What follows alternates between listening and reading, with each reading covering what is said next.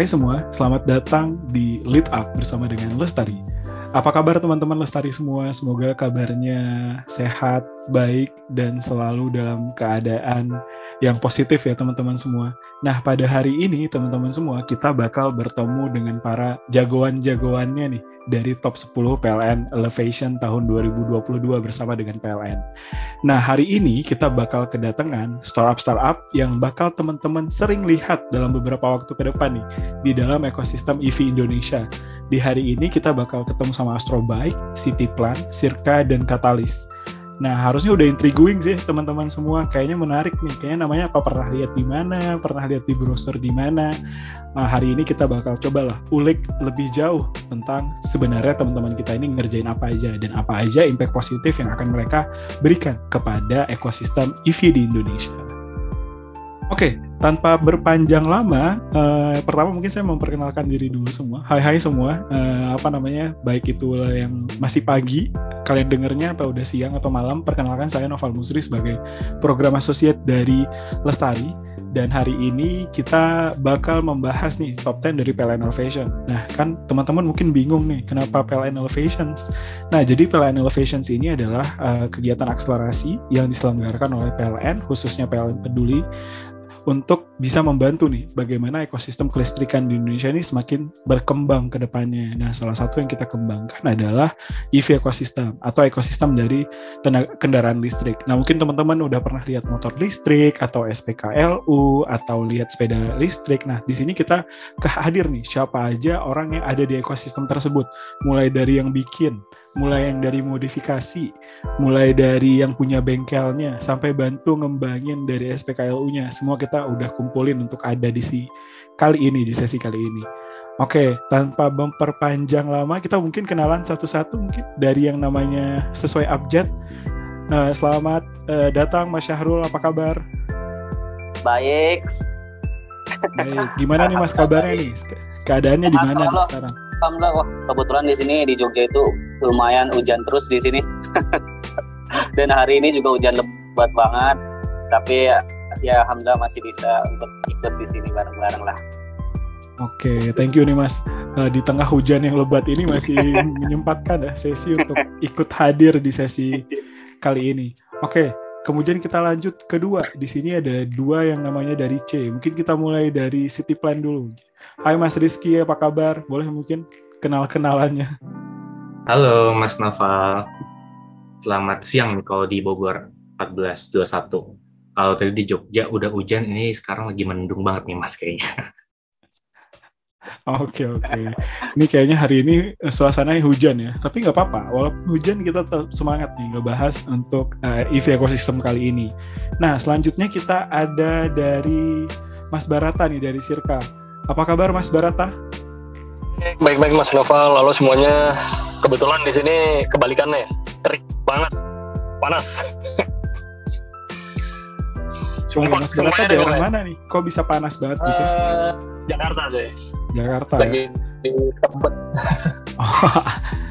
I see. Oke. Dan last but not least, kita mungkin kenalan dulu nih sama yang terakhir ada Catalyst.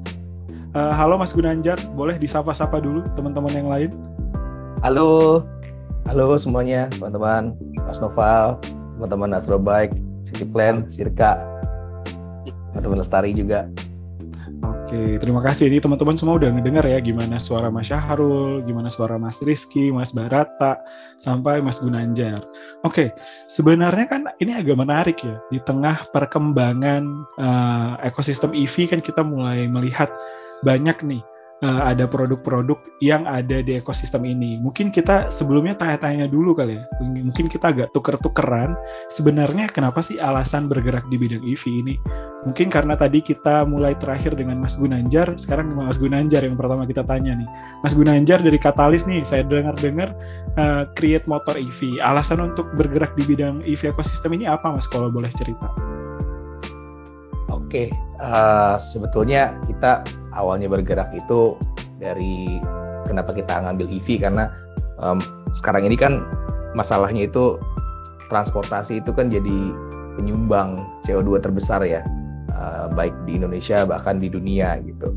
Itu salah satu penyebabnya. Terus juga sekarang ini Indonesia juga dan beberapa negara, banyak negara lainnya yang melalui Paris Climate Agreement itu juga menyepakati untuk mengurangi GHG emission di situ, dan kita merasa ini kita harus melakukan sesuatu nih yang bisa bermanfaat buat kita, buat keluarga, bahkan buat dunia lah mimpinya sih Mas itu. Jadi dan juga kita melihat di pasaran itu sekarang ini kan memang pemerintah sudah mulai menjalankan kendaraan listrik ya, menggadang-gadang menaikkan kendaraan listrik semua.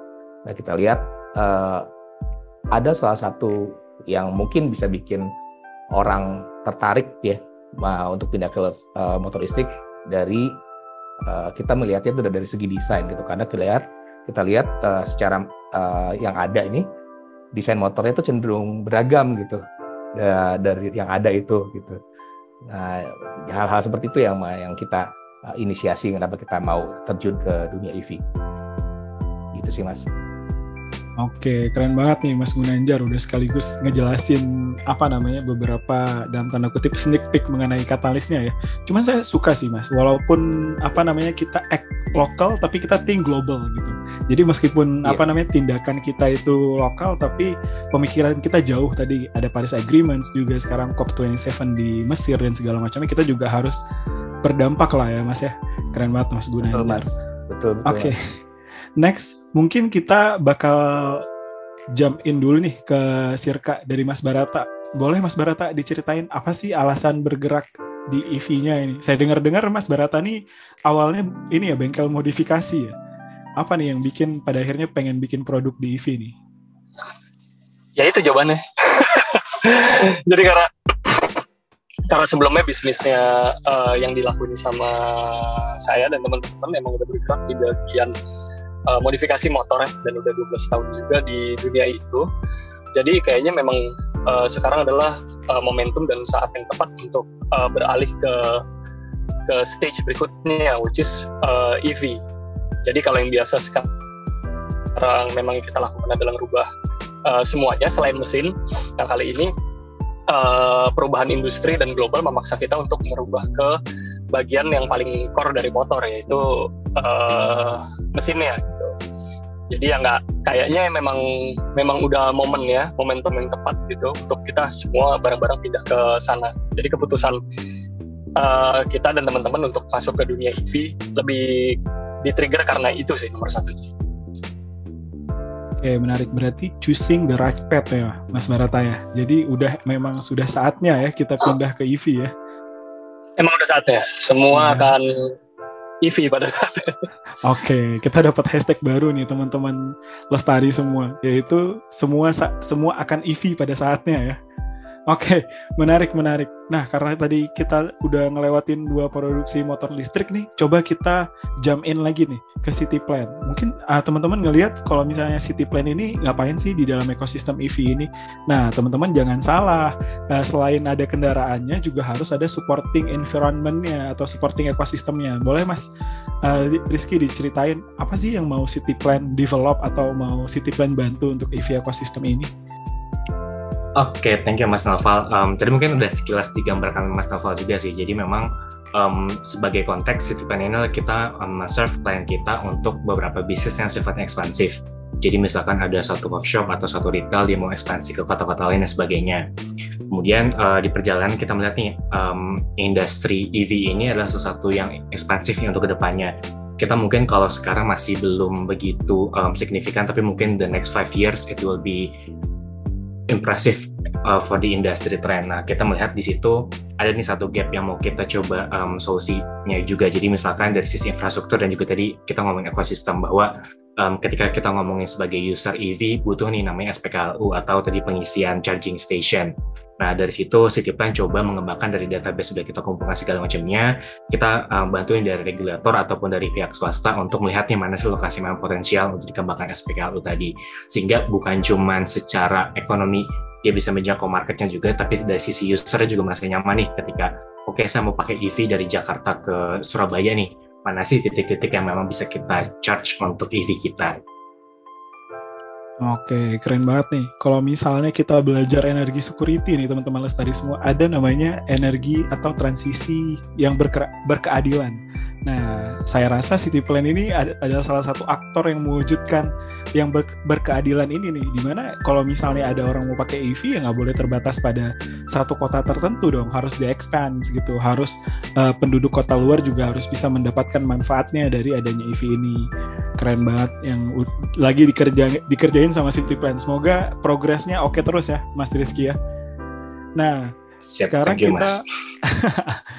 kita lanjut ke terakhir nih, Mas Syahrul dari Astrobike. Nah, kita tahu bahwa kadang-kadang orang mikirin kalau EV itu langsung motor atau mobil listrik nih. Sedangkan mereka lupa nih, ada lifestyle yang sebenarnya cukup banyak penggunanya nih, yaitu sepeda listrik.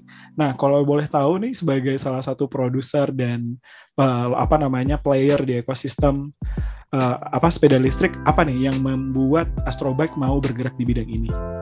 Nah, tadi terima kasih dulu sebelumnya Mas Noval. Jadi sebelumnya Mas Gunanja dan Mas Beranta itu dia fokus ke motor listrik, saya beda di sini. Saya mengembangkan fokus pertama kita itu di sepeda listrik. Nah, di mana ini memang yang membuat kami ingin ke sepeda listrik itu seperti hampir sama dengan Mas Gunanja, memang kita butuh dengan ini gitu. Sehingga awal pertama itu pas saat kita kuliah, kita buat sepeda listrik full dari awalnya. Nah, di sana awalnya itu kita cuma buat kita aja, buat penelitian dan lain-lain. Tapi ternyata kita diundang untuk ke CIC&D di sana dan ketemu dengan beberapa CEO di situ. Akhirnya diberikan masukan untuk ternyata pas tahun 2016 ya, pas tahun 2017 ternyata arah untuk listrik itu kedepannya itu bagus. Makanya pas tahun di situ kan masih belum banyak ya. Oleh karena itu, yaudahlah kita coba untuk buat kits sepeda listrik ya, namanya itu kits sepeda listrik. Maksudnya ini sepeda apapun mau jadi sepeda listrik dipasang kits kita itu bisa jadi sepeda listrik. Nah, itu kita mulai dari 2017.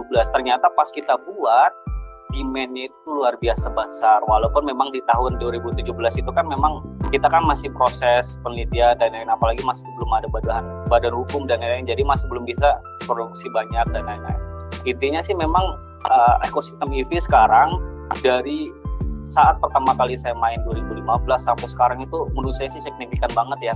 Apalagi adanya kebijakan presiden, ada instruksi presiden mengenai sekarang itu yang dinas itu pakai kendaraan listrik. Ini luar biasa sih menurut saya untuk ekosistem ke depannya.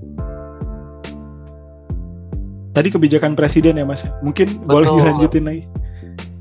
Iya, jadi memang kebetulan juga kan pada tahun 2019 ya ada kebijakan presiden yang nomor 55 tahun 2019 ya tentang percepatan kendaraan listrik. Itu mulanya kendaraan listrik itu semakin banyak di situ. Tapi kebanyakan mayoritas memang itu ke motor listrik, bahkan ke mobil listrik ya. Maksudnya penelitiannya ke sana dasarnya. Tapi untuk main ke sepeda listrik itu menurut saya itu masih sedikit ya. Banyak itu mayoritas perusahaan besar produsen motor listrik itu udah langsung masuk ke motor listrik gitu. Terus tahun 2022 itu ada instruksi presiden yang nomor 7 tahun 2022 ini kan mengenai sekarang itu diinstruksikan oleh presiden bahwasanya kalau di pemerintahan itu mobil dinas atau pokoknya kendaraan dinas itu wajib kendaraan listrik. Nah, ini menandakan bahwasanya ekosistem untuk elektrik kedepannya itu akan pasti selalu meningkat sih menurut saya. Itu menandakan aja. Oke, menarik banget nih. Saya keren juga sih idenya, karena mungkin yang mau mulai pelan-pelan, nggak harus langsung ke motornya, bisa sepedanya dulu aja. Karena ya harusnya bisa lebih terjangkau ya Mas Syahrul untuk sepeda listriknya ini. Oke, menarik. Betul. Oke, ini rupanya ini ya kayak intriguing banget ya pengalaman dari teman-teman kenapa masuk ke sini. Beberapa key point yang udah kita tangkap adalah memang sudah saatnya. Kemudian juga ini merupakan sebuah pemikiran global dan ekspansi ini harus bisa dirasakan manfaatnya secara merata oleh banyak orang, baik dari luar kota-kota metropolis besar juga dan segala macamnya. Nah, terkait dengan itu nih, mungkin dari tadi teman-teman Lestari semua belum kenalan nih, sebenarnya apa sih startup yang kita ajak diskusi di sini? Kira-kira terkait dengan pemenuhan alasan tadi itu yang udah keren-keren banget alasannya, apa sih startup ini bergerak di bidang apa? Produknya apa? Kemudian apa sih yang menarik dari startup di sini? Mungkin kita mulai dari mungkin dari Mas Rizky dulu dari Citiplan, karena kita bergerak dari ekosistemnya baru ke playernya. Boleh Mas Citiplan lagi, boleh Mas Rizky. Siap. Oke, tadi mungkin sekilas sudah diperkenalkan sedikit. Jadi Citiplan adalah kita perusahaan teknologi yang bergerak di layanan geospasial dan data dan analytics. Jadi memang kita membantu bisnis dan juga pemerintah untuk mengambil kebijakan dan juga keputusan bisnis berbasis geospasial data. Jadi mungkin kalau misalnya kita main use case, misalkan satu retail tadi, mereka sekarang masih main ekspansi di daerah Jabodetabek area, terus mereka mau planning misalkan next year atau 2 tahun ke depan kita mau masuk ke Pulau Jawa gitu contohnya. Kita coba menjawab masalah bahwa kadang kalau misalkan memang kita mau masuk ke kota baru ini kan masih banyak challenge-nya nih.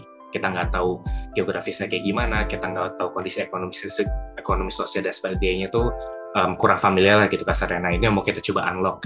Jadi dengan data-data spasial tadi, kita misalnya mau ekspansi nih ke kota Surabaya, mana sih memang lokasi yang potensial, bisa menjawab market dan juga tadi bisa menjangkau pasar yang sesuai. Jadi memang kita set beberapa parameter dan juga database untuk menjawab kebutuhan bisnis tadi. Nah tadi mungkin konteksnya berarti dari SPKLU atau EV Charging Station, itu yang mau kita coba contribute di EV ecosystem ini sih Mas Noval. Jadi kalau misalkan tadi karena memang SDM sekarang kita terbatas, sumber daya kita terbatas, pemerintah juga mungkin akan mengembangkan ekspansi terkait SPKL ini pun tidak cukup banyak sumber daya ini untuk sekarang. Nah, gimana caranya tadi kita bisa memaksimalkan sumber daya yang ada sekarang untuk menempatkan nih SPKL itu ada di mana aja. Supaya tadi kedepannya kalau misalnya kita mau ngomongin boosting, mau ngomongin establish EV ecosystem ini tuh orang udah percaya nih, oke, kita mau misalkan tadi dari Jakarta misalkan ke Malang atau misalkan kayak tadi ke Surabaya, kita tahu nih ketika baterai kita tinggal 10% nih, kita harus ngisi di mana sih gitu. Kayak gitu sih Mas.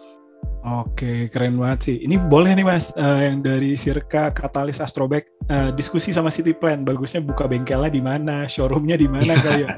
Bisa banget ini. Sepertinya setelah ini tuh harus langsung diskusi kayaknya. Iya. Siap. Thank you Mas Syahrul. Lumayan nih udah dapat customer baru lagi nih Mas. Oke.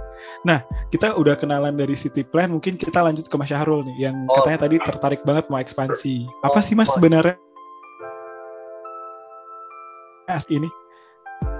Ya boleh Mas, boleh dijelasin apa ya? Oke, sebelumnya perkenalkan dulu ya, tadi sudah dikenalkan oleh Mas Noval, cuma saya masih belum kenalan langsung dari saya ya. Jadi saya kenalin dulu.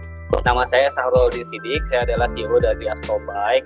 Nah, Astrobike sendiri adalah perusahaan yang bergerak di bidang teknologi transportasi ramah lingkungan. Nah, di sini fokus kita masih pertama itu di sepeda listrik. Nah, sepeda listrik ini kami membuat kits konversi yang dimana kits ini bisa dipasang ke semua tipe dan merek sepeda apapun. Jadi sepeda apapun ini kalau misal kamu jadi sepeda listrik itu bisa. Semua sepeda itu bisa gitu. Jadi memang yang kita jual itu bukan hanya di produknya sih. Memang pada dasarnya kan sekarang banyak kendaraan listrik, khususnya sepeda listrik itu kan dia selalu menjual dengan keunggulan di harga ya. Jadi misalkan banting-banting harga dan lain-lain. Nah di sini Astrobike itu keunggulannya adalah di produknya, kualitasnya. Pada tahun 2021 alhamdulillah Astrobike sudah ber-SNI ada 2 SNI yang sudah didaftarkan, ada SNI ISO manajemennya SIM 2001-2015 dan juga pada tahun 2021 juga kita dapat SNI produk 8613 2018. Jadi ini adalah salah satu keunggulan kami gitu loh. Jadi memang kalau misalkan kita bersaing dengan harga, sepertinya kalau misalkan UMKM seperti saya itu nggak bisa. Jadi memang saya harus membuat yang unik. Oleh karena itu memang di sini saya mengkhususkan diri untuk keunggulan kami itu di after sale-nya atau di kualitasnya, seperti itu sih.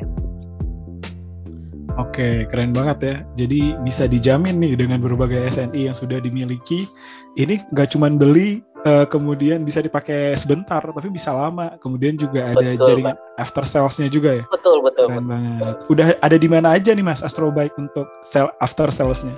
Nah, kebetulan Astrobike itu baru ada di Jogja sama di Jakarta. Jogja itu kita punya 2 cabang dan Jakarta itu ada 1. Gitu. After sale kita itu biasanya 2 tahun sih. Memang keunggulan kita tuh di after sale. Oke, keren banget. Bagi teman-teman mungkin yang ada di Jogja dan Lestari boleh main-main ke showroomnya Astrobike atau bisa banget. Nanti kita uji coba jalan-jalan ke Jogja, Malioboro, sepeda itu bisa. Oke, sip. Oke. Selanjutnya kita lanjut ke yang bikin motor listriknya nih. Kira-kira uniknya apa nih? Nah, mungkin kita bisa mulai dari Mas Barata kali ya. Mas Barata, sebenarnya apa sih yang membedakan motor listrik dari Sirka ini dengan motor listrik lainnya? Kalau dari Sirka sendiri, kita emang fokus di performa ya dari awal. Cuman performa dan kualitas. Jadi memang dari awal kita dulu waktu bengkel, caranya nih salah satu produk, terutama motor, dia bisa punya durability yang panjang ya. Meskipun negara yang bisa menghasilkan produk otomotif yang bagus, karena kan biasanya kita terkaitnya sama kriya ya, kayak pottery, terus kerajinan-kerajinan tangan gitu yang lebih dikedepankan. Nah, kita sebagai UMKM atau bengkel kecil itu dari dulu memang selalu mengedepankan bagaimana caranya barang kita tuh looks-nya seperti pabrikan dari dulu. Nah, ilmu-ilmu itu sekarang kita aplikasiin di produksi motor listrik. Jadi kita emang pengen punya mimpi bagaimana caranya nih Indonesia punya satu motor listrik bisa bersanding sama produk-produk yang datang dari luar, nomor 1 itu. Sehingga akhirnya negara kita punya satu barang di bagian otomotif yang barang itu tuh bisa dibanggakan gitu. Jadi nggak cuma dari segi desainnya aja yang bagus, tapi dari segi durability, terus user experience dan segala macam itu bisa dipertanggungjawabkan gitu. Jadi kurang lebih pembedanya seperti itu. Kalau misalkan difokusin lagi, emang pasarnya Sirka sendiri memang akan bermain di pasar lifestyle sih nomor 1 ya. Karena kita juga punya afiliasi sama dealer motor. Ya, dan dealer motor itu bermain di ranah lifestyle. Jadi kita memang sekarang fokusin di ranah lifestyle dulu, karena mungkin itu yang paling cepat bisa ngebentuk satu ekosistem atau satu penggambaran marketing yang kita mau untuk ke depan. Jadi kurang lebih Sirka akan fokus di situ sih. Keren banget nih. Bagi siapapun nih yang punya lifestyle yang adrenalin junkie atau mencari adrenalin rush dengan mengendarai EV, buruan dicek langsung nih Sirkanya nih. Speknya ada apa aja. Benar-benar. Soalnya tambahan lagi sih, kalau sekarang itu menurut kita hampir semua, mungkin Katalis juga sama ya. Semua itu bermain di kue atau di satu ekosistem atau satu tempat yang sama menurut saya ya. Semua langsung fokus ke model skuter gitu. Dan salah satu tantangan terbesar kita saya rasa di dunia EV adalah banyaknya atau maraknya kita sebagai broker. Jadi sebagai broker untuk langsung masukin, karena sekarang dunia lagi bermain di EV, dengan mudahnya kita dapat masukin produk-produk import terus langsung di labelin atau white label terus langsung dijual gitu. Dan menurut saya itu problem karena semua yang terjadi sekarang itu bermain di tempat yang sama, bermain di kolam yang sama. Nah, Sirka mencoba keluar dari kolam itu dan membentuk satu entitas sendiri untuk membentuk satu kolam main sendiri gitu. Yang diharapkan kolam itu pasti akan berkembang dan menghasilkan model-model lain yang baru, menghasilkan komunitas yang baru, style yang baru, dan semuanya nanti juga akan ikut terbentuk nantinya. Oke, jadi kayak 100% produk Indonesia dan cintailah produk Indonesia ya Mas Barata ya? Iya, pahamnya sih sebenarnya benar gampang ya. Kan awalnya kan gimana caranya lo bisa cinta produk Indonesia ya, kalau produknya sendiri dari awal nih udah nggak bagus. Itu menurut gue salah satu problem yang paling fundamental. Dari dulu kita dipaksa untuk mencintai produk Indonesia, tapi produk Indonesia itu nggak pernah digambarkan secara detail fungsinya, terus durability-nya gitu. Akhirnya agak melenceng tuh, kayak bertolak belakang gitu antara cintailah produk Indonesia sama dipaksa untuk mencintai produk Indonesia tuh agak tipis. Oke, makasih nih Mas Barata. Sungguh sangat menumbuhkan rasa nasionalisme ya. Kita harap semoga planningnya Barata bisa clear jalan ke depan. Nah, yang menarik adalah kenapa saya dari awal pakai terms ekosistem adalah karena kita tahu bahwa di sini EV ekosistem itu istilahnya satu tempat yang sama dan playernya banyak. Dan kita harap di dalam ekosistem itu bukannya menimbulkan persaingan bisnis, walaupun sebenarnya persaingan bisnis juga sehat pada kadar tertentu, tapi juga harus ada kolaborasi, harus ada dalam tanda kutip saling mengisi nih di antara satu player dan player lainnya. Nah, di saat yang sama kita di sini juga ada Katalis sebagai salah satu produksi motor listrik. Nah, gimana nih Mas Gunanjar nih? Kalau diminta untuk ngejelasin, Mas, Katalis sebenarnya apa sih bedanya dengan yang lain apa gitu? Boleh Mas Gunanjar pendapatnya? Ya, kalau dari Katalis sendiri itu nggak secara genre yang nggak jauh beda dengan Sirka ya. Kita lebih ke lifestyle karena berangkatnya dari keresahan kita mengenai desain motor listrik yang ada, dan mungkin itu juga menjadi salah satu pertimbangan orang juga nih untuk keraguan gitu kan sekarang ini gitu kan, karena memang motor listrik itu kan sesuatu yang baru ya, sesuatu yang bukan yang baru, sebetulnya sudah ada dari tahun 1800 sekian, tapi memang yang mulai naik adalah dari industri fosil, jadi itu yang sampai ada di sekarang ini gitu. Nah, jadi untuk di Indonesia sekarang ini kan memang baru digadangkan lagi gitu, dan memang belum ada namanya kendaraan baru, sebetulnya tidak ada pakem khusus ya, kecuali ya secara geometri, secara perhitungan center point dan lainnya, secara desain itu sendiri ya memang harus diperhitungkan biar nyaman. Nah, jadi kita memang mengedepankan dari sisi desain dan looks yang diharapkan, karena kalau manusia itu kan sebetulnya humans itu kan visual banget ya, human visual, dan juga humans itu respon sama emosional, dan juga mereka seneng tuh sama hal yang cantik dan beauty. Jadi makanya di produk kita sendiri kita make it visual, make it emotional, make it looks good gitu. Di sisi lain kita juga berusaha beradaptasi dengan ekosistem yang ada. Jadi untuk produk kita ini kita terapkan user experience yang bisa memudahkan usernya dengan kita menerapkan teknologi swappable battery, kita join dengan ekosistem yang ada. Nah, jadi itu bisa diharapkan ya orang juga mau nih mau cobain deh gitu. Gue naik motor ini kayaknya oke deh gitu, gue naik Katalis kayaknya keren deh, gue naik Sirka kayaknya keren deh gitu. Itu kan pelan-pelan tuh udah mulai ada rasa itunya ingin beralihnya gitu sih Mas. Oke, keren banget nih. Saya dari Katalis nih, satu tema yang saya tangkap adalah user oriented nih. Jadi kita harus beneran mikirin nih, produk kita tuh nggak cuma diproduksi karena ya kita mau produksi dan mendapatkan keuntungan ekonomi, tapi memang harus bisa benar-benar memenuhi nih kebutuhan user itu apa. Dan bagaimana pada akhirnya produk yang kita gunakan itu bisa mendeliver kebutuhan dari user yang kita targetkan. Iya. Oke, keren banget nih Mas Gunanjar. Makasih Mas Barata, Mas Syahrul, Mas Rizky juga sama Mas Gunanjar sudah memberikan informasinya. Nah, buat teman-teman yang penasaran, jangan berhenti di sini.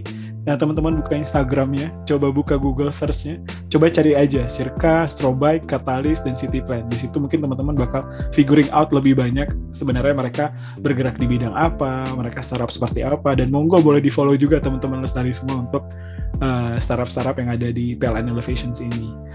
Oke, kita udah selesai perkenalan, harusnya kita bisa lanjut nih obrolan kita kali ini. Di sesi ini tuh kan kita sering kali mendengar pertanyaan nih, mas-mas semua, apakah electric vehicle tuh cocok untuk masyarakat Indonesia gitu? Walaupun jawabannya obvious pasti akan cocok karena dikembangkan dari kebutuhan user experience itu, tapi kenapa nih pada akhirnya kita bisa bilang bahwa oh ya EV ini cocok kok, atau bahkan apakah akan lebih baik daripada mesin bakar biasa untuk kebutuhan dari masyarakat Indonesia? Mungkin boleh pendapatnya dari siapa dulu, mungkin dari Mas Gunanjar mungkin ya. Oke, siap. Sebetulnya kalau mengenai EV, menurut saya kan di Indonesia sendiri, di industri otomotif itu yang kita lihat cocok tidak cocoknya karena gini, karena mengubah kebiasaannya itu yang menjadi challenging, dan jadinya ya cocok nggak cocok, sebetulnya cocok aja, tapi kan karena kebiasaannya berbeda. Kebiasaannya kita udah berpuluh-puluh tahun, berbelas-belas tahun pakai motor bensin nih, yang biasanya kalau habis bensin kita tinggal ke pom bensin ngisi, udah beres jalan gitu, nggak usah khawatir dengan kita harus ngecas. Kalau kan beda tuh, yuk secara experience-nya beda. Kalau sekarang kebiasaannya kalau dia pakai untuk daily commuting, ya dia harus misalkan dari sini ke kantor, dia cek jaraknya berapa, katakanlah dia cas, nah sampai rumah mungkin harus dicas lagi. Nah sebetulnya kan cukup tuh mungkin jarak ke kantor bolak-balik nggak lebih dari 50 km lah, kecuali kalau rumahnya jauh, ya mungkin bisa pakai kendaraan yang lain kan gitu, nggak harus pakai motor misalkan. Kalau karena saya ngomong ini karena kan saya produksi motor gitu, jadi mengubah kebiasaan itu dan stigma itu yang agak menantang gitu kan ya. Nah kalau untuk cocok ya secara performance cukup baik juga kendaraan listrik gitu. Nah, tapi tantangan yang lain itu juga dari infrastruktur juga itu harus ditunjang oleh semua stakeholder yang menunjang industri EV ini juga gitu. Terus kalau misalkan kadang juga kita melihat nih, misalkan ada keraguan juga nih dari user, misalkan ini motor listrik kira-kira kalau kena hujan mati nggak ya gitu ya. Ya biasanya kalau motor biasa juga kalau kena hujan, kena kemasukan air ya mati juga gitu. Kalau banjir juga ya, kalau banjir ya nggak usah motor-motoran, minggir aja dulu gitu, berteduh gitu ya kan. Hal-hal begitu yang sebetulnya jadi munculnya kayak penolakan gitu, resistensi gitu. Nah kalau misalkan itu nyetrum nggak, ya nyetrum sih ya nggak nyetrum, karena kan itu kan dibatasi juga sama pemerintah dan ada regulasinya dari 60 voltage ke atas itu termasuk high voltage dan ada treatment khusus untuk standar safety-nya, dan 60 voltage ke bawah ada juga treatmentnya juga. Jadi hal sebetulnya menurut cocok gak cocok bisa diimplementasikan asalkan semua stakeholder itu bisa kompak dan bisa konsisten. Kalau menurut kami sih gitu sih Mas. Oke, saya setuju sih Mas nih. Apalagi sebenarnya kan EV-nya udah dikembangkan sesuai dan cocok sebenarnya untuk masyarakat Indonesia.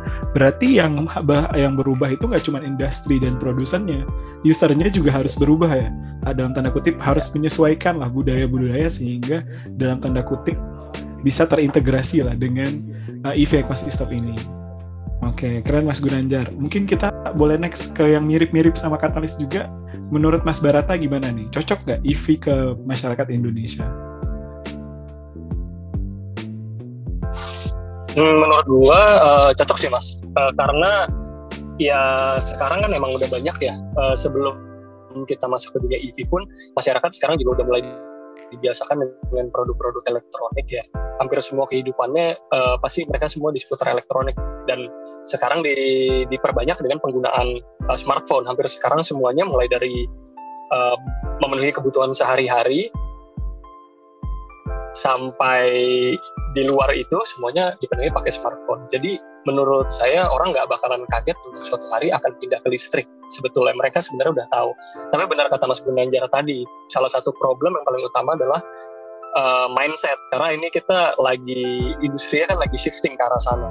Udah kalau balik lagi ke Mas Barata, bahas soal perubahan revolusi industri. Jadi ada revolusi mindset juga katanya dari user dari EV ekosistem ini. Nah mungkin kita loncat lagi ke yang produknya lebih dekat ke lifestyle atau lebih lebih mudah lah dipakai dan digunakannya. Mas Syahrul dari Astrobike, kira-kira cocok nggak sepeda listrik dengan masyarakat Indonesia? Ya, kalau menurut saya sih, kalau dibilang cocok nggak cocok, itu cocok. Kenapa? Karena memang ini tuh kan energi ramah lingkungan ya. Jadi kan perlu banget untuk diperbesar untuk ekosistemnya. Cuman memang kembali lagi seperti yang Pak Gunanjar bilang tadi ya, saya setuju banget. Memang ada beberapa problem nih. Yang pertama itu mindset dan yang kedua itu infrastruktur. Ini terjadi banget dari beberapa pelanggan saya. Saya kasih contoh untuk mindset ya. Jadi di sini sepeda listrik itu kan masih belum ada infrastruktur yang memadai ya. Kadang-kadang sepeda listrik itu juga takut untuk ke jalan besar itu karena kadang-kadang kan kalau misalkan dia pelan itu kan dit mobil-mobil, motor-motor kan kayak gitu tuh. Jadi oleh karena itu yang membuat orang-orang yang ini khususnya sepeda listrik ya nggak mau untuk pakai sepeda ataupun sepeda listrik jadinya karena mindset ini loh. Mindsetnya seharusnya tuh kalau misalkan memang ekosistem untuk listrik kita mau naikkan atau percepatan kendaraan listrik itu kan memang semua stakeholder itu memang harus paham mengenai ini gitu loh. Selanjutnya juga infrastruktur ini penting banget soalnya kalau yang saya lihat ya ini kalau dari segi tempat saya kan demand sekarang itu untuk kendaraan listrik itu kan besar banget. Ini kita masih ada Mas Rizky baru rejoin kembali tadi sempat putus koneksinya. Nah Mas Rizky nih sebagai yang bergerak di bidang geospatial, menurut Mas gimana nih sebenarnya masyarakat Indonesia ini cocok nggak sih untuk ada ekspansi terkait dengan EV ekosistem ini dan segala macamnya? Atau apakah demand-nya ada dan segala macamnya? Boleh cerita mungkin Mas Rizky? Oke Mas, mungkin share ini juga sih. Jadi based on tim riset kita juga sebetulnya kan EV ini ada berapa kategori ya. Jadi satu untuk car ataupun motorcycle ownership secara private, kemudian secara komersial, misalkan hari ini kita ngomongin Gojek, ngomongin Grab yang sekarang sudah adopt juga untuk ride hailing mereka untuk menggunakan EV, dan nextnya mungkin secara komersial juga menggunakan dari aspek logistik nih. Jadi waktu itu kita sempat bahas juga di Asosiasi Logistik Indonesia bahwa mereka sebetulnya ada nih potensi untuk konversi dari truk ataupun kendaraan mereka menjadi listrik karena mereka punya potensi sekitar 5 juta unit nih untuk mengefisiensikan karena penggunaan diesel sendiri pun sangat boros nih dan juga dengan kenaikan segala macamnya itu akan membebani logistik Indonesia. Dan ketiga masalah public transportation ini sih. Jadi kalau sekarang kita lihat di Jakarta mungkin khususnya di Transjakarta ataupun ada bus-bus feeder di daerah Bintaro, mereka sekarang sudah menggunakan EV untuk transportation public juga. Jadi menurut saya pribadi mungkin sebetulnya untuk EV ini it must be collaboration sih Mas. Jadi maksudnya bukan cuma untuk dari sisi private ownership-nya aja, tapi gimana caranya tadi mungkin dari sisi komersial, dari sisi public transportation juga sama-sama transformasi juga tadi untuk adopsi penggunaan EV tadi. Kalau misalkan tadi ngomongin cocok atau nggak cocok, sebetulnya dengan meningkatnya sekarang harga untuk BBM, kemudian dari peningkatan mobilitas segala macam after pandemi kemarin, sebenarnya menjadi momen yang tepat juga sih untuk konversi tadi. Cuma memang tadi EV is not only for private but also for the transportation public use juga sih Mas. Gitu. Jadi harus bareng-bareng antara tadi kategori penggunaan dan juga tadi infrastruktur yang disampaikan Mas Gunanjar juga. Oke, ini keywords-nya nih kayak kalau dari Mas Rizky City Plan-nya adalah sinergi ya Mas. Jadi di dalam ekosistem ini baik dari private-nya, baik dari government-nya, baik dari pengembangnya, developer-nya, semuanya harus sinergi. Karena pertama saya setuju bahwa kita udah harus pakai ini. Kemudian mindset lingkungan itu emang luar biasa pentingnya ya. Apalagi dengan adanya listrik, penggunaan dari energi yang dari baru dan terbarukan dapat termaksimalkan lah penggunaannya. Dan pada akhirnya juga sekarang dengan harga minyak udah di belasan ribu, kayaknya agak susah juga nih mikirin kalau kita harus terus-terusan bergantung ke yang semahal itu. Oke, karena tadi berhenti di revolusi mindset ya Mas ya. Gimana nih Mas tadi tentang revolusi mindset di masyarakat Indonesia atas EV ekosistem? Iya, sama. Kayaknya ya seperti yang beberapa hari saya diskusi juga sama teman saya, kalau generasi berikutnya nih, habis kita nih generasi yang akan menikmati semua yang kita lakukan, sebenarnya generasi yang paling diuntungkan tapi terkutuk juga pada saat yang bersamaan. Dalam arti perubahan nggak pernah terjadi secepat ini sebelumnya di peradaban kita gitu, yang udah berjalan berpuluh-puluh tahun ya. Tiba-tiba semuanya berubah dari semua sektor. Jadi ini orang juga harus cepat ngerubah mindsetnya, dan semua mindset itu harus diaplikasikan hampir ke semuanya gitu. Saya setuju banget sama yang Mas Gunadjar bilang sih, kayak pertanyaannya pasti selalu datang itu ke kita sebagai produsen tuh, ya contohnya kayak pertanyaan basic yang gimana kalau motor ini banjir, gimana kalau ini kehujanan di tengah jalan, atau gimana kalau ketemu hal-hal yang sifatnya seperti itu gitu. Dan menurut saya mindset atau pertanyaan-pertanyaan seperti itu sih memang harusnya dihindari ya, karena yang namanya produk superior itu pasti butuh waktu. Dan karena kita selalu dibandingkan dengan produk-produk luar yang selama ini mungkin lebih superior di mata mereka, ya itu challenge terbesar kita tuh, selalu kayak gitu. Jadi pasti pertanyaan orang kayak gitu tuh selalu, Mas ini kalau banjir gimana nih gitu ya. Sebenarnya jawaban paling gampang ya, kalau banjir ya di rumah Mas, jangan keluar gitu kan. Maksudnya rumahnya dijagain gitu, ketimbang ngetes, wah ini banjir nih, ayo kita tes motornya mati atau enggak gitu. Emang niatnya kayaknya seolah-olah emang mau menghujat gitu. Seakan-akan seperti itu ya, meskipun sebenarnya itu pertanyaan dasar yang akan come up di mana-mana. Cuman maksudnya itu artinya ngasih tahu ke kita juga kalau masyarakat kita ini sebenarnya siap, tapi secara mental nih sebetulnya belum siap gitu. Karena kalau misalkan secara mental udah siap, bukan pertanyaan itu yang mereka ajukan sih biasanya gitu. Jadi lebih ke masalah revolusi mental juga yang harus disesuaikan dengan percepatan revolusi industri sekarang menurut saya. Oke, ini so far saya hari ini happy banget ya berdiskusi dengan local player yang beneran tahu dan beneran berhadapan nih dengan masyarakat Indonesia khususnya untuk implementasi EV nih. Jadi banyak insight-insight baru buat saya. Nah, oke, boleh tadi Mas dilanjutkan soal apa misalnya perbedaan antara sepeda listrik dengan kendaraan listrik di jalan dan segala macamnya. Iya, betul. Ya, saya lanjutkan lagi tadi. Jadi memang di sini kalau dari segi kami di sini, kami kan main di sepeda listrik ya, dan juga pengalaman kami juga di sini, pengalaman dari pelanggan yang udah diskusi dengan kami, memang beberapa hal yang menurut mereka masih belum bisa untuk kita main ke kendaraan listrik. Kenapa? Karena yang pertama tadi yang saya sampaikan, mindsetnya. Jadi di jalan itu yang berkuasa itu masih selalu kayak motor, mobil, pokoknya identik dengan itu. Sedangkan untuk sepeda sendiri itu kan belum ada ya infrastruktur yang langsung ke sana. Jadi kadang-kadang sepeda listrik itu kan kecepatannya maksimal itu kan kita bisa buat 45 lah. Cuma kan enggak, kalau misalkan dibandingkan dengan motor, mobil itu kan masih range pelan ya. Jadi kadang-kadang sering tuh diklaksonin terus gitu loh. Nah, jadi ini yang membuat mereka takut untuk di jalan besar itu untuk kendaraan langsung sepeda gitu.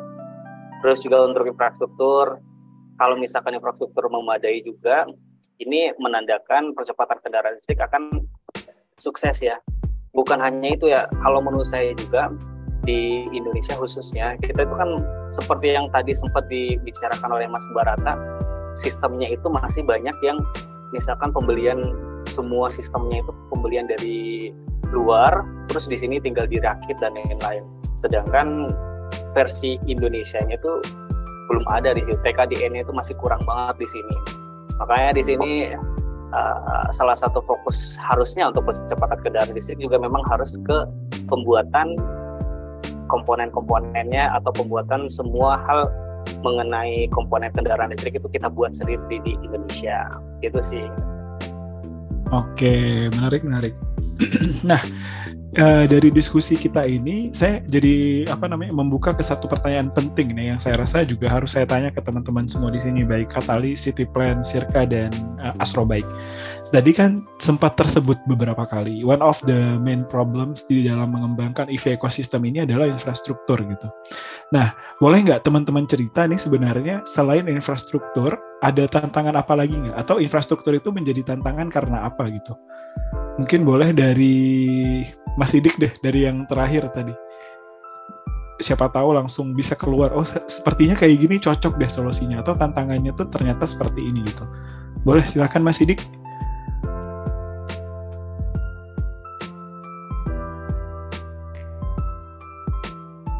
Halo Mas Sidik. Mas Syahrul. Oh iya, Mas Syahrul. Aduh, saya salah panggil nama lagi karena namanya Syahrul Awaluddin Sidik. Mohon maaf, tadi manggil Syahrul, Iya. manggil Sidik, saya kira ada lagi nama yang Sidik. Mohon maaf. No worries, Mas. No worries.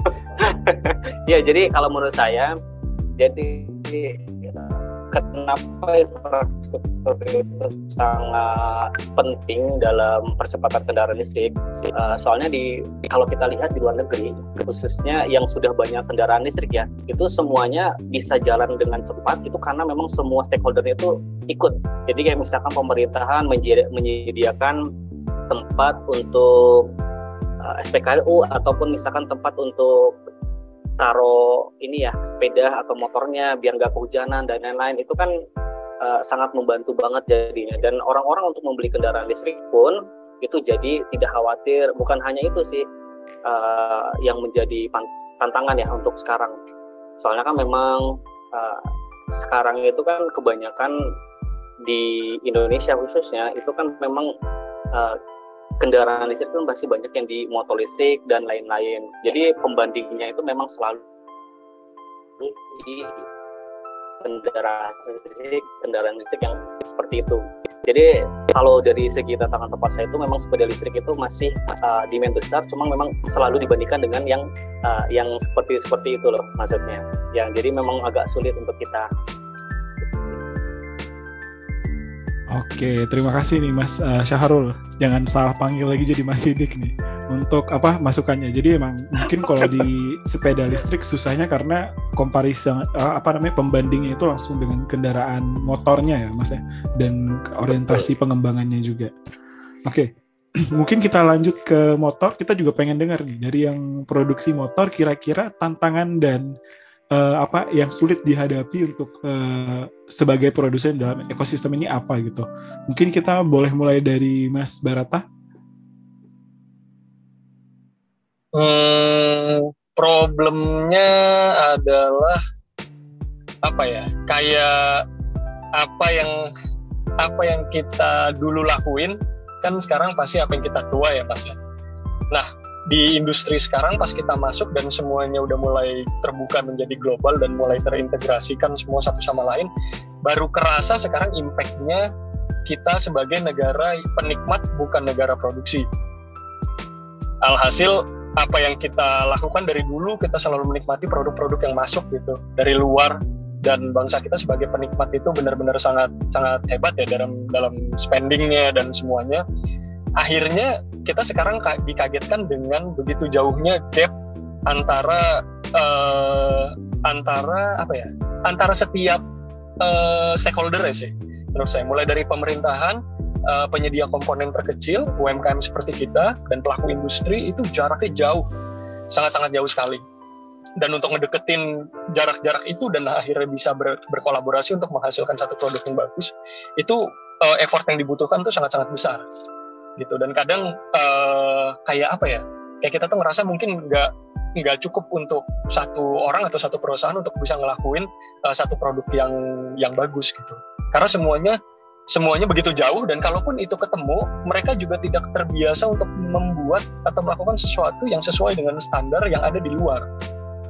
Ya seperti yang kita tahu gitu, apapun yang kita jual dari sini karena kita negara kaya, selalu semuanya bentuk barang mentah, kita lempar keluar, balik lagi barang jadi gitu. Jadi kita hilang proses di tengah-tengahnya. Dan saya rasa itu masalah yang benar-benar terjadi dan sekarang udah dirasain nyata gitu. Jadi pada saat sekarang ya kita sama-sama tahu sih Presiden mengeluarkan regulasi atau peraturan tertentu gitu untuk menekan satu kebijakan tertentu, tapi pada saat ditekan semua pemain ini ibaratnya nggak terlalu siap sebetulnya, karena mereka harus mulai benar-benar dari nol. Jadi ada gap di antara itu yang saya rasa itu menjadi tantangan yang paling besar ya. Ya saya rasa pasti Katalis dan teman-teman yang lain pasti mengalami itu. Begitu dari ideas terus kita mau eksekusi, terus mencari bahan sampai ke komponen yang terkecil, itu pasti susahnya bukan main. Dan kalaupun iya, kita masih harus melalui serangkaian atau ibaratnya ya hutan belantara gitu. Kita harus nebangin hutan belantara, nebangin semua broker-broker dan oportunis di tengah-tengahnya gitu, untuk baru sampai ketemu ke intisari permasalahannya. Itu pun masih udah nemu barangnya nih, kita masih harus keluar hutan lagi gitu. Ibaratnya Indonesia tuh seperti itu. Gitu. Saya rasa sih tantangan terbesarnya mostly di situ. Oke, menarik sih Mas. Terkait dengan membahas bagaimana industri atau iklim industri di Indonesia yang masih belum suportif terhadap UMKM untuk EV ekosistem ini. Oke, mungkin saya karena produknya mirip-mirip, saya pengen lanjut ke Mas Gunanjar nih. Mas Gunanjar, kira-kira selain infrastruktur, problem apa lagi nih yang dihadapi oleh player atau developer di EV ekosistem ini? Ya, kalau mengenai infrastruktur kan memang sekarang ini kan memang di infrastruktur sendiri memang di tahun secara target itu kan nanti SPKLU khususnya ya, mungkin yang dari Citiplan Mas juga tahu kan targetnya itu di tahun 2030 itu sekitar 24.000 something gitu untuk SPKLU, dan sekarang itu baru tercapai sekitar 112 unit sepengetahuan saya di 83 lokasi gitu. Nah, itu baik dari sektor private maupun dengan yang ada diselenggarakan oleh PLN itu sendiri. Nah, itu menjadi salah satu key point penting yang ya untuk keberlangsungan kendaraan listrik ini sudah sih. Yang kedua adalah konsistensi dari government itu sendiri gitu. Jadi kalau memang ini mencarangkan ya EV terus gitu. Ya kalau enggak ya pelaku industri ataupun kita UMKM industri yang masuk ke EV nanti berubah lagi nggak jadinya ICE, wah gitu kan udah investasi sana sini kan pusing juga. Kemudian ya yang lainnya yang ketiga adalah seperti yang Mas Barata sampaikan, memang kita sudah terbiasa untuk sebagai yang kita bawa keluar itu adalah bahan baku gitu kan. Ya kita bukan maker, kita tidak membuat gitu. Jadi ya kita rasakan di sini kayak khususnya untuk komponen-komponen kendaraan listrik itu masih bisa kita dapatkan dari luar. Bukan karena kita tidak bisa membuat, kita bisa membuat dinamo sendiri, kita mendesain battery pack sendiri, kita bisa. Tetapi economic scale-nya nggak dapat nih. Gue harus bikin berapa ribu dinamo baru bisa harganya bisa drop gitu kan. Sementara percepatan harus dan roda ekonomi harus tetap berputar gitu. Itu jadi harus juga electrical part juga itu misalkan masih kita dapetin dari luar juga, sementara di sini di lokal belum. Tapi memang sekarang satu persatu berusaha diatasi sih, dari mulai adanya konsorsium industri baterai yang nanti mau akan dilakukan in-house di Indonesia perlahan-lahan juga, dan juga dukungan dari pemerintah. Saya lihat sih sekarang ini sudah lumayan baik ya, sudah lumayan baik dan positif, baik untuk sisi konsumen ataupun dari produsennya sendiri. Dari produsennya sendiri itu yang kita rasakan dari kemudahan untuk melakukan pengurusan perizinan gitu. Jadi kayak misalnya kita untuk mendapatkan NIK itu ya agak lebih open gitu dari pemerintah sendiri gitu. Jadi kita untuk mendapatkan nomor induk kendaraan itu prosesnya kita jelas, clear gitu, dan memang dibantu, disupport betul-betul karena ini kan memang untuk membantu percepatan. Kemudian beberapa fasilitas pajak seperti tax holiday, kemudian allowance, terus pembebasan biaya masuk dan lain sebagainya itu di sisi produsen. Nah dari sisi konsumennya sendiri juga diangkat juga sih, udah mulai bergulir juga, dari mulai PPNBM-nya untuk BPNKB yang bervariasi dari masing-masing daerah, ada yang 0%, ada yang 10%, itu ya beda-beda. Kemudian dari OJK juga menerbitkan mengenai suku bunga untuk kredit misalkan kepemilikan kendaraan listrik gitu, dan juga hal-hal lain yang misalkan dari PLN juga open nih untuk misalkan pihak swasta yang mau membuat sebuah SPKLU. Jadi ya diharapkan sih dari situ secara berkesinambungan ya, kendala-kendala itu ya bisa teratasi sih, dan diharapkan sih nanti bisa sesuai dengan target dari pemerintah sendiri sih. Itu sih kalau dari saya, Mas. Oke, benar nih, saya setuju juga nih. Kalau udah ada ekosistemnya, kemudian juga udah ada aturan yang oke-nya, ya pelaksanaannya emang harus konsisten ya Mas ya. Mas Gunanjar ya, kayak misalnya jangan kemudahan untuk pengurusan administrasinya 1 tahun doang, tapi beneran dan dipastikan bahwa siapapun itu yang terbantu dengan ada aturan-aturan ini itu benar-benar merasakan dampak dan manfaatnya. Mungkin sosialisasi juga dari pemerintah, jadi nggak sulit bagi EV ekosistem pelayaran untuk bisa mendapatkan manfaat-manfaat tersebut.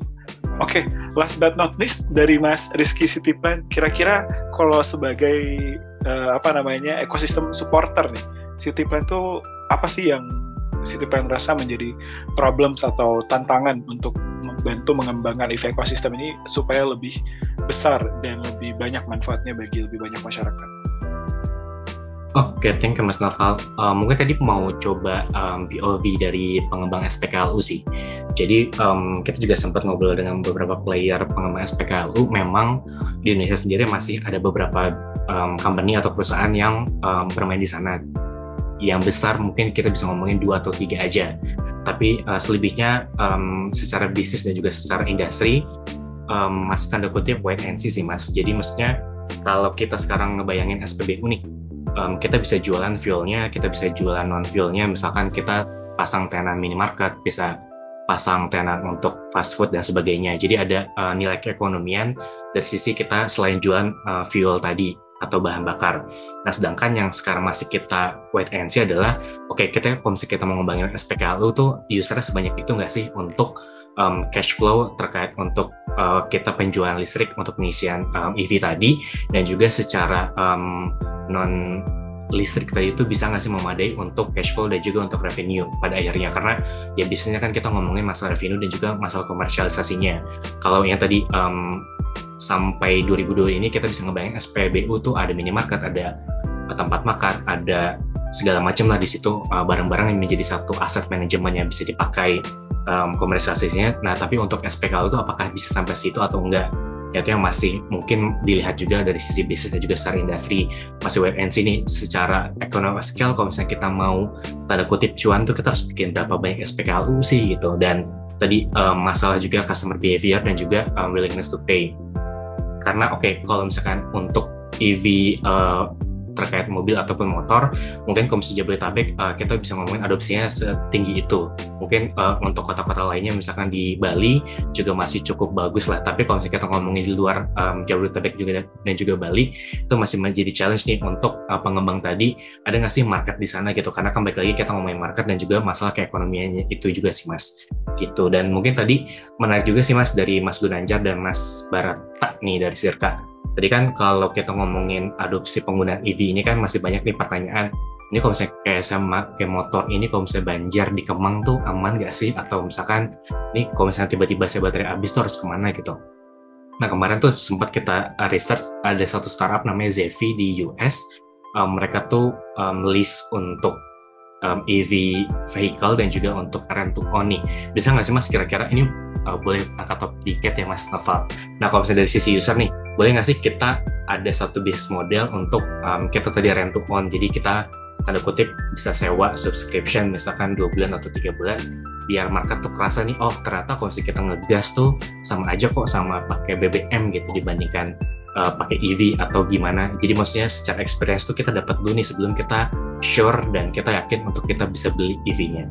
Mungkin nggak sih Mas kalau di Indonesia diterapin kayak gitu juga?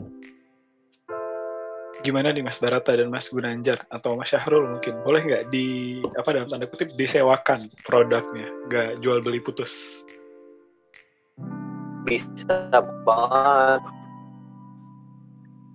Bahkan ini kita kan sedang ada project juga. Project kita itu untuk pariwisata, karena memang sekarang itu kan sudah, insya Allah kan corona kan sudah menurun ya. Kemarin kita beberapa tahun tidak kemana-mana, sekarang itu banyak banget yang balas dendam, langsung banyak keliling-keliling luar kota dan lain-lain. Bahkan juga sekarang yang dari mancanegara tuh udah banyak yang datang juga. Oleh karena itu sekarang memang pariwisata itu udah mulai naik. Jadi sistem peminjaman seperti ini, penyewaan itu kedepannya khususnya itu sangat berpotensi. Oke, ini Mas Gunanjar atau Mas Barata mungkin? Kalau ngomongin bisa apa enggaknya dan mau apa enggak sudah pasti bisa dan mau sebetulnya. Cuman kan untuk bisa menyediakan atau mempercepat pembelajaran publik kali ya, educate the market gitu, untuk itu butuh economic scale ini butuh benar-benar dihitung gitu, dan masalah-masalah tadi tuh masih menghalangi UMKM seperti kami untuk bisa menemukan skala keekonomisan yang baik gitu, dan dengan mudahnya akan digempur sama barang-barang yang datang dari luar, karena mereka mungkin secara industri memang sudah siap dari 10 tahun yang lalu untuk ini, jadi tinggal permainan mau diganti dari combustion ke listrik, terus nanti jadi listrik ke penggerak atom lah atau apa, mereka udah benar-benar siap. Jadi udah bukan masalah energinya lagi kalau untuk mereka, tapi kesiapan dari keseluruhannya ya, dari dia sebagai negara sampai ke kesediaan dia untuk mengekspor ke sana gitu, emang udah benar-benar siap. Tapi kalau ngomongin mungkin apa enggaknya dan mau apa enggak, sudah pasti mungkin dan mau ya. Dan jawabannya sih tinggal masalah keekonomikan scale, dan saya rasa untuk memecahkan masalah itu memang harus, benar kata Mas Gunandar, dilakukan secara konsistensi, terutama di bagian pemerintahan sampai ke sektor-sektor yang terkecil, untuk benar-benar bisa ngeluarin satu peraturan gitu terkait untuk EV lokal ya terutama.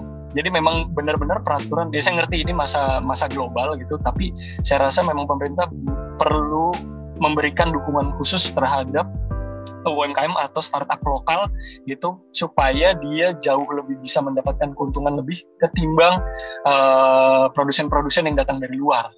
Karena kayaknya tanpa perlambatan hal yang datang dari luar sama percepatan yang datang dari dalam negeri, hal itu kayaknya akan susah terjadi gitu. Ya ibaratnya kayak kita perang sama orang yang kuat banget lah ya. Antara emang beneran hoki atau emang kita benar-benar ngelihat ada satu peluang yang bisa ngebantu kita. Jadi kalau itu nggak terjadi, saya rasa akan susah gitu. Karena kita pasti akan diburu waktu seperti Mas Gunandar bilang. Sekarang 2022, 2023, mungkin nanti di akhir 2003 rakyat kita udah bias gitu dengan pemilihan presiden di 2024. Dan kalau nanti presidennya ganti atau apakah regulasinya akan sama, akan konsisten, apakah ini menjadi perhatian atau enggak, saya rasa udah bakal beda game lagi gitu. Oke, menarik banget nih. Ini namanya aspeknya tuh multidisiplin aspek ya. Jadi kita berpikir nggak cuma dari satu aspek teknikal, tapi juga dari sosiopolitiknya juga nih. Thanks to Mas Barata udah reminder. Tadi Mas Gunandar mungkin udah open mic. Oh iya. Ya jadi kenapa nggak dicoba dulu dengan istilahnya ride sharing dulu begitu ya? Sebetulnya memungkinkan. Tapi beberapa hal yang harus diperhatikan. Yang pertama, di dunia ini mungkin sepengetahuanku ya, belum ada yang sukses nih, yang proven sukses di dunia ini untuk bisnis model secara ride hailing. Karena apa? Yang pertama, bisnis modelnya itu berbeda. Kita sebagai produsen belum tentu mau menjadi operator. Karena itu kan ada operator, ada produsennya sendiri, gitu kan, ada kendaraannya sendiri. Jadi ownership si produknya itu dimiliki oleh operator. Ya, nah, biar secara cost otomatis tidak bisa produk yang harganya begitu tinggi, karena nanti ROI-nya akan panjang banget kan. Nah itu setelah investment yang pertama dari produk itu sendiri. Kemudian infrastrukturnya, dari IoT sistemnya, develop apps-nya, nah itu kan butuh investasi yang besar juga. Dan yang selanjutnya adalah balik lagi ke habit. Habit orang kita itu tidak terbiasa dengan public transportation. Lu bayangin deh, coba cari di Lombok, itu satu kecamatan, satu rumah itu pasti punya motor. Mereka nggak biasa naik, ya mungkin yang memang nggak, ya maaf, mungkin yang kurang banget, mungkin yang nggak punya, tapi seenggaknya mereka pasti ada motor tuh, satu motor tuh pasti ada.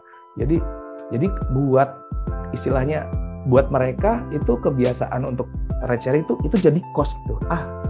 Mendingan gua nyicil, duitnya jadi gua sendiri. Nah itu kebiasaan mindset begitunya yang membuat si pelaku si ride sharing ini mungkin akan sangat suffer gitu. Terkecuali dia menawarkan biaya yang sangat murah banget, katakanlah mungkin 10.000 perak kalau bisa keliling seharian misal, tapi kan itu kan jadi panjang banget tuh kalau ditarik investasinya gitu. Nah, ya mungkin kan ya itu tadi pandanganku kalau untuk itu bisa sih bisa, cuma ya banyak hal yang diperhatikan, salah satunya itu. Kayak di Jakarta pun juga kan udah dilihat kayak misalkan ada yang di samping MRT itu kan ada sepeda yang disewakan kan, ada juga saya sempat dengar Jakarta Bike Hub. Nah, itu kan belum ada yang berhasil gitu, karena ya sudah disediakan pun juga ya gitu aja, itu nggak jadi apa ya. Mungkin di beberapa destinasi wisata ada yang oke, kayak misalkan di Peak itu saya lihat ada yang disewain gitu kan, tapi itu kan harganya juga nggak mahal juga, nggak murah juga, bisa 75.000, 50.000 dia sekali muter situ. Tapi itu konsepnya berbeda karena itu bukan untuk daily use, dia untuk pariwisata gitu kan ya. Pariwisata jadi memang nggak sehari-hari juga dia pakai. Jadi dan untuk pariwisata juga kecenderungannya orang wisata itu lebih menarik kalau roda 2 itu rata-rata orang roda 2 udah biasa. Dan mereka yang banyak laku tuh yang roda 3, yang bisa banyakan gitu, yang seru-seruan itu lumayan banyak laku tuh ya kayak begitu. Jadi balik lagi kalau misalkan untuk pariwisata sangat bisa, tapi ya beberapa hal yang harus diperhatikan itu karena investasinya lumayan besar sih. Dan nanti balik lagi produk yang datang itu yang akan dipakai balik lagi bukan produk yang dari kita biasanya, karena harus menggunakan produk yang cost of ownership-nya lumayan nggak begitu mahal gitu untuk ngejar si investasinya itu. Dari saya sih mungkin gitu sih Mas. Oke, keren banget sih. Jadi kita beneran belajar teman-teman semua ya, teman Lestari juga, kalau banyak aspek nih yang harus dipikirin. Kalau dari aspek teknikal sih bisa-bisa aja ya, nothing problems dengan hal tersebut ya. Mungkin juga dari Astrobek bisa gampang, cuman mencari celah pasar yang oke dengan user yang siap dengan sistem tersebut itu yang jadi pertanyaan atau PR selanjutnya. Oke. Ini sebenarnya seru banget diskusinya, tapi waktu juga tidak berpihak kepada kita.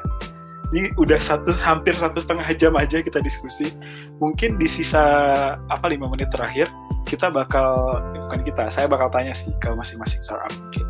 Kira-kira harapan dan closing statement-nya apa nih terhadap EV ecosystem di Indonesia? Mungkin karena Mas Syahrul udah open mic nih, kita mulai dari Mas Syahrul dulu. Iya, jadi kalau closing statement mungkin ini ya, saya itu punya layanan servis kendaraan listrik ya. Jadi memang dari 2019 kita sudah main di servis. Ini kita menemukan beberapa hal nih penyebab kenapa banyak kendaraan listrik itu rusak parah intinya ya. Ternyata memang kebanyakan orang yang memiliki kendaraan listrik itu berpikir kalau kendaraan listrik itu ya nggak ada perawatan ataupun ya pokoknya tinggal pakai beberapa tahun ya udah pakai terus aja gitu. Padahal kendaraan listrik itu perlu juga yang namanya perawatan rutin. Jadi misalkan perawatan rutin untuk pengecekan baterai dan lain-lain itu perlu banget, apalagi dinamo juga ya. Jadi walaupun memang dibandingkan dengan kendaraan konvensional itu beda. Jadi misalkan konvensional sebulan sekali, kalau ini tuh mungkin bisa 6 bulan atau 1 tahun sekali. Yang penting fungsi untuk perawatan ini itu untuk memberitahukan bahwasanya kalau misalkan nanti ada kondisi-kondisi yang sudah tidak sesuai dengan spek awal, itu udah memang harus segera dicek sih sebelum nanti ada kerusakan parah sih. Intinya itu sih, saya pengen mengedukasi bahwasanya memang kendaraan listrik juga memang perlu yang namanya perawatan sih. Mungkin next-nya kita jam dulu ke Mas Rizky nih dari City Plan. Apa nih Mas closing statement dan harapannya terhadap EV ecosystem? Oke, thank you Mas. Mungkin kalau dari City Plan begini sih, kita sepakat bahwa goal-nya adalah atau end goal-nya kita bisa mengurangi emisi dan juga tadi ketergantungan terhadap BBM. EV terkait private ownership adalah satu step, tapi kita nggak boleh berhenti dari situ aja. Tadi yang saya sampaikan bahwa penggunaan komersial dari mulai logistik, kemudian hari ini ride hailing dan sebagainya, dan juga transportation public yang memang rely kepada EV pun harus didukung gitu. Jadi maksudnya kita sepakat bahwa end goal-nya adalah kita mengurangi dampak emisi tadi, tapi juga kita juga bisa mengubah mindset tadi penggunaan kendaraan yang tadinya konvensional BBM menjadi berbasis listrik yang bisa mengurangi BBM, tapi tadi juga kita harus mendukung dari sisi komersial penggunanya dan juga dari sisi transportasi publik seperti itu. Dan juga tadi biar semuanya sepaket nih, biar bisa semuanya susun ke depannya, karena kita sepakat bahwa EV ekosistem ini bukan ngomongin 1 tahun atau 2 tahun ke depan, tapi mungkin 10 tahun, 20 tahun ke depan. Nah, gimana caranya tadi dari sisi regulator, dari sisi pihak swasta dan sebagainya bersinergi untuk tadi menciptakan ekosistem dari sisi enablernya, dari sisi infrastruktur, dan juga dari penggunanya. Terutama tadi untuk yang sekarang mungkin tadi masih ragu gimana penggunaannya, maintenance dan sebagainya, itu saya yakin nih untuk kita sama-sama move forward untuk kita menggunakan kendaraan yang memang minim emisi terhadap lingkungan. Gitu. Oke, mantap nih. Oke, emang kita harus berpikir bahwa ini tuh nggak 1-2 tahun, bahkan masa depan kita itu adalah EV gitu. Bahkan banyak juga beberapa perusahaan besar udah bikin tuh roadmap-nya, saya nggak bakal produksi mesin bensin lagi di tahun sekian, kemudian seluruh lini produk saya udah listrik di tahun sekian. Nah, kalau kita udah tahu ini masa depannya, mau nggak mau memang harus ada sinergi dan dukungan serentak dari seluruh pihak di sini ya, Mas Rizky ya. Oke. Nah, ada 2 lagi mungkin kita bisa mulai dari Mas Barata sebelum ditutup dengan Mas Gunanjar. Boleh, Mas Barata? Apa ya tadi pertanyaannya? Saya sampai lupa, Mas. Ini, Mas, closing statement dan harapan terhadap EV ekosistem di Indonesia. Udah pasti ya terus berkembang ya secara cepat, dan jangan cuman menjadi orang yang menikmati euforianya di seluruh sektor, tapi juga berusaha mikirin gimana atau cari solusinya gimana caranya ini bisa cepat, tepat, tapi benar-benar dijalankan gitu ya. Soalnya kan yang sekarang banyak yang kita rasain begitu nyemplung ke industrinya adalah lebih ke euforianya gitu. Jadi kalau ketemu pemerintahan juga euforia mereka begitu tinggi, tapi pada prakteknya itu nggak sesuai terkadang. Jadi dihubungkan ke orang yang mungkin tidak sesuai atau kurang mumpuni dan sebagainya. Ya hal-hal itu masih menjadi problem. Jadi pengennya selain antusiasmenya, tapi juga gerakan atau pada prakteknya juga dijalankan gitu selaras dengan antusiasmenya.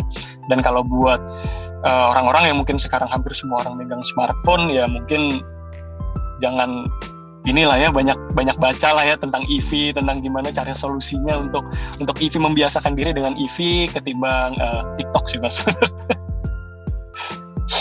Mungkin itu sih ya.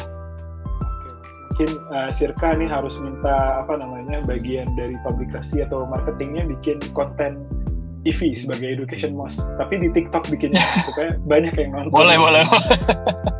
Boleh juga. Oke, thank you. Saya setuju banget, Mas. Kita jangan berhenti di euforia ya. Kita harus sampai ke level aktualisasinya. Oke, last but not least dari Mas Gunanjar, boleh closing statement dan harapannya?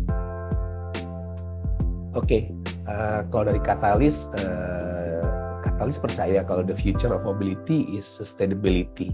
Gitu. Jadi harapannya ekosistem EV di Indonesia dan dunia sih bisa berkembang dan bisa juga membantu mengurangi GHG emission sesuai dengan target dari semua step yang ada di dunia ini gitu. Dan harapannya Katalis di sini ada dalam misi untuk mewujudkan itu gitu. Dan mudah-mudahan kita nafasnya panjang, bisa ikut terus mengawal ini gitu kan sampai terwujud gitu kan.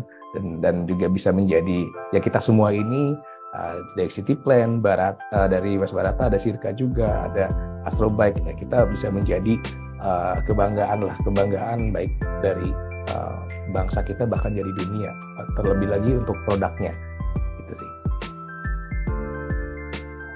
Saya agak terharu ya, panjang umur siapapun yang ada di sesi kali ini dan ekosistem player lain. Semoga Sirka, Katalis, City Plan dan Astrobike dipanjangkan terus, diberikan dalam tanda kutip prospek yang baik dan segala macam, sehingga kita benar-benar bisa lihat nih the sustainability sustainable mobility di Indonesia dapat benar-benar terwujud, salah satu dengan adanya EV ini.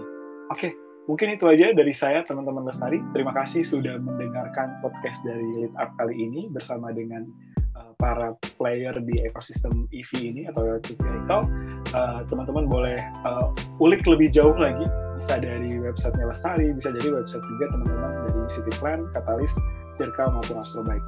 Sekian dari saya, terima kasih banyak juga kepada Mas Rizky, Mas Gunanjar, Mas Barata, dan Mas Syahrul. Sama-sama Mas Noval. Mas Sidik, tadi saya sempat panggilnya. Terima kasih. Panjang umur untuk ini ya, dunia pengembangan EV ekosistem di Indonesia. Untuk itu terima kasih dan sampai jumpa di Lead Up Podcast episode selanjutnya.